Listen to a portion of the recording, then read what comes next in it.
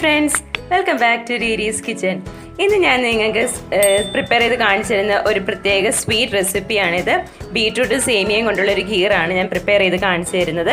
അപ്പോൾ ഇതെങ്ങനെ പ്രിപ്പയർ ചെയ്ത് നോക്കാം. അതിനു മുന്നേ എൻ്റെ ചാനൽ ആദ്യമായി കാണുകയാണെങ്കിൽ സബ്സ്ക്രൈബ് ചെയ്യാൻ മറക്കരുത്. വീഡിയോ ഇഷ്ടപ്പെട്ടാൽ ലൈക്ക് ചെയ്യാനും അത് ഫ്രണ്ട്സിനൊക്കെ ഷെയർ ചെയ്യാനും മറക്കരുത്. അപ്പോൾ ഇതെങ്ങനെ പ്രിപ്പയർ ചെയ്യുന്നതെന്ന് നമുക്ക് നോക്കാം. അപ്പോൾ അതിന് വേണ്ടിയിട്ട് ഞാനിവിടെ ഒരു കുക്കറാണ് എടുക്കുന്നത്. നമ്മളിപ്പം കുക്കർ ഒന്ന് ക്ലീൻ ആവാൻ വേണ്ടി ഞാൻ കുറച്ച് വെള്ളം ഒഴിച്ച് കൊടുക്കുകയാണ്. വെള്ളം ഒഴിച്ചിട്ടൊന്ന് തിളപ്പിച്ചെടുക്കുകയാണ് കുക്കർ ഒന്ന് ക്ലീൻ ആവാൻ വേണ്ടിയിട്ട്. അപ്പോൾ ഈ വെള്ളം തിളച്ച് വരുമ്പോൾ നമുക്ക് ഈ വെള്ളം കളഞ്ഞിട്ട് നമുക്ക് കുക്കർ യൂസ് ചെയ്യാം. വെള്ളം തിളച്ച് വന്നിട്ടുണ്ട്, നമുക്ക് ഈ വെള്ളം ഒന്ന് കളയാം. ഇങ്ങനെ ചെയ്താൽ എന്താണെന്ന് വെച്ചാൽ അതിൻ്റെ സ്മെല്ല് എന്തെങ്കിലും ഉണ്ടെങ്കിൽ നമ്മളിപ്പോൾ എന്തെങ്കിലും പ്രിപ്പയർ ചെയ്തതിൻ്റെ സ്മെല്ലൊക്കെ ഉണ്ടെങ്കിൽ അത് മാറി കിട്ടിക്കോളും. ഇനിയിപ്പോൾ നമ്മുടെ കുക്കർ ചൂടായിട്ടുണ്ട്. ഇതിലേക്ക് നമുക്ക് 1 ടേബിൾ സ്പൂൺ നെയ്യ് ചേർത്ത് കൊടുക്കാം.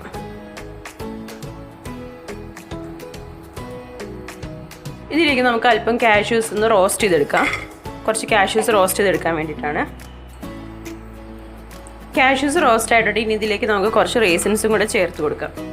ഇതും കൂടെ നമുക്ക് റോസ്റ്റ് ചെയ്തെടുക്കാം. ഇവിടെ കാഷ്യൂസും റേസിൻസൊക്കെ റോസ്റ്റ് ആയിട്ടുണ്ട്. നമുക്കിത് വേറൊരു ബൗളിലേക്ക് മാറ്റാം. നമുക്കിനി ഇതിലേക്ക് ഒരു ടേബിൾ സ്പൂണും കൂടെ നെയ്യ് ചേർത്ത് കൊടുക്കാം. നമ്മൾ കാഷ്യൂസൊക്കെ വറുത്ത നെയ്യുണ്ട് അതിൻ്റെ അകത്ത്. 1 ടേബിൾ സ്പൂണും കൂടെ നെയ്യ് ചേർത്ത് കൊടുക്കാം. ഇനി ഇതിലേക്ക് നമുക്ക് ഗ്രേറ്റ് ചെയ്ത് വെച്ചിരിക്കുന്ന ബീട്രൂട്ട് ചേർത്ത് കൊടുക്കാം. ഗ്രേറ്റ് ചെയ്ത് വെച്ചിരിക്കുന്ന ബീട്രൂട്ട് നല്ല കളറുള്ള ബീട്രൂട്ടാണിത്. ഏകദേശം ഒരു 2-2.5 കപ്പോളം ഉണ്ടാകും. ഞാനിപ്പം ഒരു വലിയ ബീട്രൂട്ടാണ് എടുത്തത്. അതൊരു 2 കപ്പ് ഉണ്ടായി. ഗ്രേറ്റ് ചെയ്ത് കഴിഞ്ഞപ്പം 2.5 കപ്പ് ഉണ്ടായിരുന്നു. ഇനി ഇത് ചേർത്ത് കൊടുക്കാം നമുക്ക്.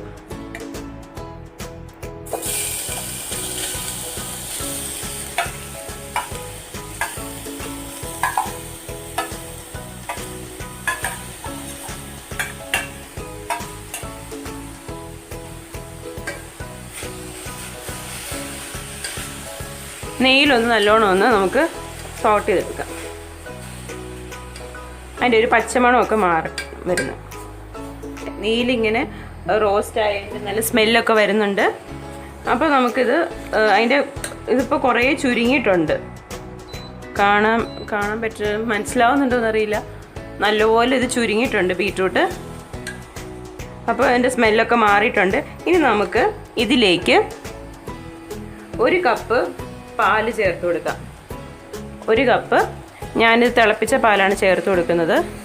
അതിൻ്റെ ഒരു അതിൻ്റെ ടേസ്റ്റ് ഒന്ന് മാറി കിട്ടാൻ വേണ്ടിയിട്ടാണ് നമ്മൾ പാല് ചേർത്ത് കൊടുക്കുന്നത്. ഇനി നമുക്ക് ലോ ഫ്ലെയിമിൽ വെക്കാം. ഇത്ര നേരം നമ്മൾ മീഡിയം ലോ ഫ്ലെയിമിലായിരുന്നു വെച്ചിരുന്നത്. ഇനി നമുക്ക് ലോ ഫ്ലെയിമിൽ വെച്ചിട്ട് ഇതൊന്ന് വേവിച്ചെടുക്കാം.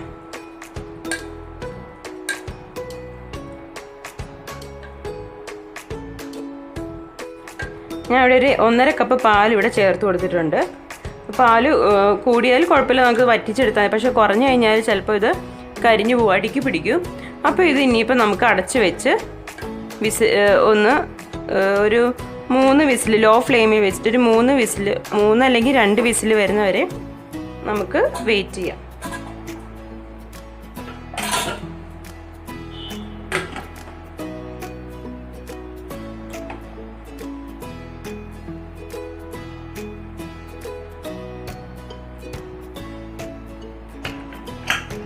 നമുക്കൊരു 3 വിസിൽ വരെ വെയിറ്റ് ചെയ്യാം. നമ്മളിത് ലോ ഫ്ലെയിമിലാണ് വയ്ക്കുന്നത്. ലോ ഫ്ലെയിമിൽ വെച്ചിട്ടാണ് ഒരു 3 വിസിൽ വരുന്നത്.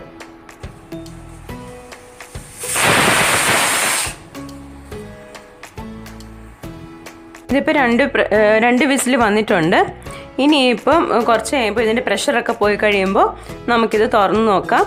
അപ്പോൾ നമ്മൾ വെന്തിട്ടില്ല എന്ന് തോന്നുകയാണെങ്കിൽ നമുക്ക് ഇതിൻ്റെ വെയിറ്റ് മാറ്റിയിട്ട് കുറച്ച് നേരം അടച്ചു വെച്ചിട്ട് വേവിച്ചെടുക്കാം. അപ്പോൾ 2 വിസിൽ വന്നിട്ടുണ്ട്.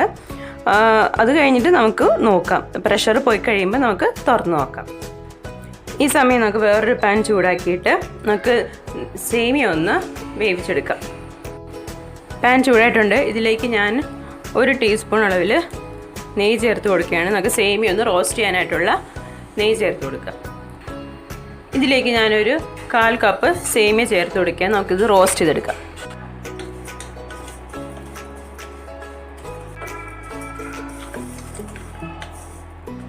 ചെറുതായിട്ടൊന്ന് റോസ്റ്റായി കിട്ടിയാൽ മതി. നമുക്ക് സേമിയ റോസ്റ്റ് ആയിട്ടുണ്ട്. നമുക്കിനി ഇതിലേക്ക് ഒരു 1/2 കപ്പ് വെള്ളം ചേർത്തിട്ട് നല്ലോണം ഇതൊന്ന് വേവിച്ചെടുക്കാം. സേമിയ നല്ലോണം ഒന്ന് കുക്കാവട്ടെ. നമുക്ക് കുറച്ച് നേരം വെയിറ്റ് ചെയ്യാം. സേമിയ വെന്തിട്ടുണ്ട്. നമുക്കിനി ഇത് തീ ഓഫ് ചെയ്യാം. നമുക്ക് നമ്മുടെ കുക്കറും തുറന്ന് നോക്കാം. പ്രഷറെല്ലാം പോയിട്ടുണ്ട്.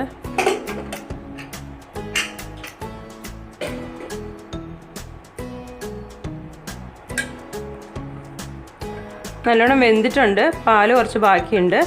നമുക്കിനി ഇതിലേക്ക് നമ്മൾ വേവിച്ച് വെച്ചിരിക്കുന്ന സേമിയ ചേർത്ത് കൊടുക്കാം. ബീറ്റ്റൂട്ടിൻ്റെ കളറൊക്കെ മാറിയിട്ടുണ്ട്. കാരണം നമ്മളിത് കുക്കറിൽ വേവിച്ചുകൊണ്ട് തന്നെ കളറൊക്കെ മാറിയിട്ടുണ്ട്. ആ റെഡിഷ് കളർ, ആ ഡാർക്ക് കളറ് പോയി ഇപ്പോൾ ലൈറ്റ് കളറാണ് വന്നിരിക്കുന്നത്.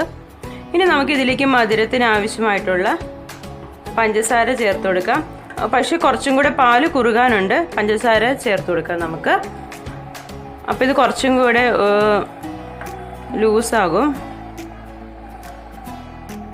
ഞാനിവിടെ ഒരു 1/2 കപ്പ് പഞ്ചസാരയാണ് എടുത്തത്.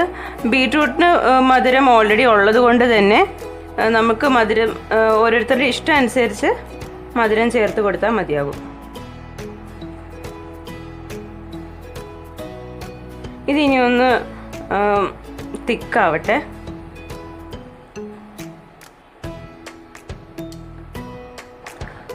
ഇതിലേക്ക് നമുക്ക് 1/2 ടീസ്പൂൺ അളവിൽ ഏലക്കാപ്പൊടി ചേർത്ത് കൊടുക്കാം. നല്ലോണം ഒന്ന് മിക്സ് ചെയ്യാം. ഇത് തിക്കായി വരുന്നുണ്ട്.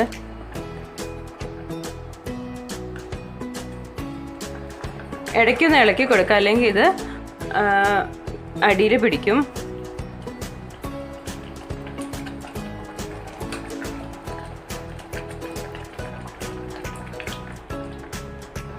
ഒരു പിഞ്ച് ഉപ്പ് ചേർത്ത് കൊടുക്കാം. നമുക്ക് ആ ടേസ്റ്റ് ഒന്ന് ബാലൻസ് ആയി കിട്ടാൻ വേണ്ടിയിട്ട് അങ്ങനെ നല്ലോണം ഇളക്കി കൊടുക്കാം. തിക്കായി വരുന്നുണ്ട്. കുറച്ചും കൂടെ തിക്കാവാനുണ്ട് ഇത്.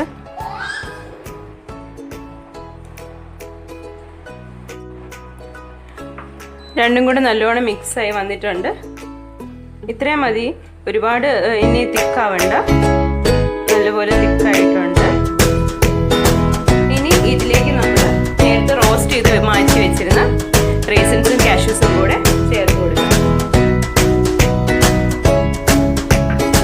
ഇനി നല്ലോണം ഒന്ന് മിക്സ് ചെയ്തെടുക്കാം. ഇതിനി നമുക്ക് സെർവിങ് ബൗളിലേക്ക് മാറ്റാം.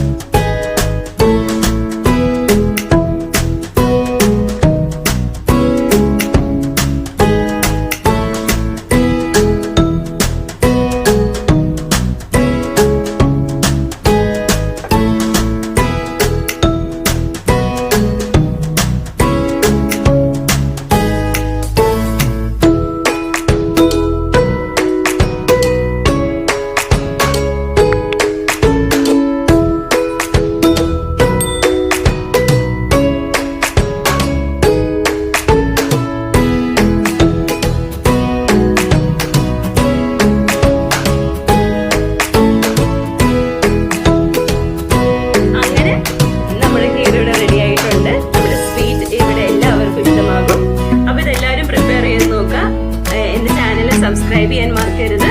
അതേപോലെ നമ്മുടെ ഫേസ്ബുക്ക് പേജ് ഉണ്ട്, അതും ലൈക്ക് ചെയ്യുക. അപ്പോൾ വേറൊരു റെസിപ്പിയായി വരുന്ന